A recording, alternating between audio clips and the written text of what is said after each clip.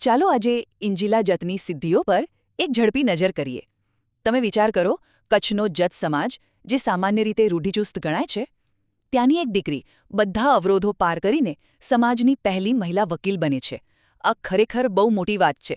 તો પહેલો અને સૌથી અગત્યનો મુદ્દો એ છે કે એમની આ સિદ્ધિ એક મોટા સામાજિક પરિવર્તનની નિશાની છે. ખાસ કરીને લગ્ન પછી ભણવાનું ચાલુ રાખીને વકીલ બનવું એ ખાલી એક કારકિર્દી નથી, એ તો આવનારી પેઢીઓ માટે એક નવો રસ્તો ખોલી રહ્યું છે. હવે બીજું, આવી સફળતા એકલા હાથે ના મળે, બરાબર ને? અને અહીં જ એમના પરિવારનો સપોર્ટ સામે આવે છે.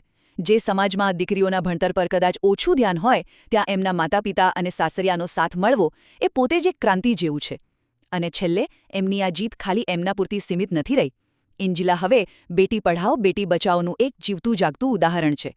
અને હા, દુનિયાવી શિક્ષણની સાથે ધાર્મિક જ્ઞાન પણ એમણે મેળવ્યું છે, જે સાબિત કરે છે કે પરંપરા અને પ્રગતિ બંને સાથે ચાલી શકે છે.